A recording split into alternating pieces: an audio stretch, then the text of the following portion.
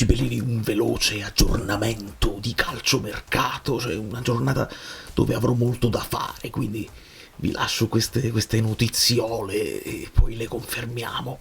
Prima di tutto Orazio a comando ci fa sapere che non ci sarà il rinnovo per Meret, il portiere lascerà la squadra, dopodiché Fabrizio Romano dopo 2 minuti dice è arrivato il rinnovo per Meret, insomma a breve la firma, quindi poi ci avevano fatto sapere che non si riscattava Billing e Ugolini ci fa sapere ieri che forse verrà riscattato Billing. Aspettiamo sempre cosa ci dice Fabrizio Romano magari. Il quale, capitolo cessioni, che comunque è importante, ci parla di Osimhen, che era effettivamente un obiettivo di Giuntoli, ma adesso Giuntoli non c'è a piedi, Giuntoli non c'è più, e quindi si potrebbe far sotto di nuovo la rabbia con l'Alilal. Di Marzio ci conferma il nome di Beukema per la difesa, nome fatto da Pedulla da tanto tempo, e ci aggiunge però purtroppo, dico io purtroppo, anche Gatti, che a me proprio non sconfinfera.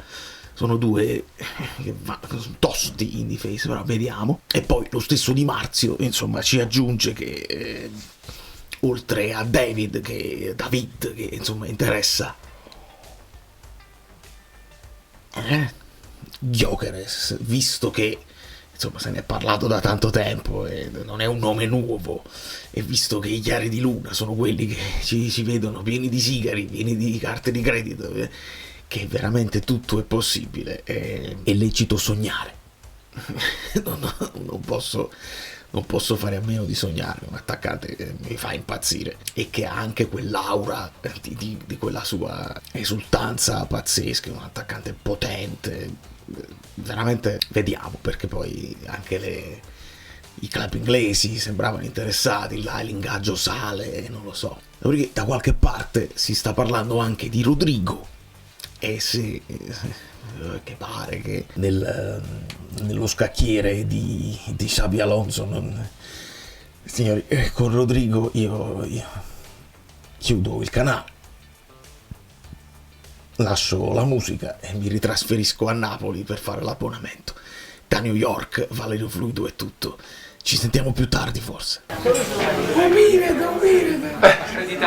Sembra quasi che sai, poco. Allora,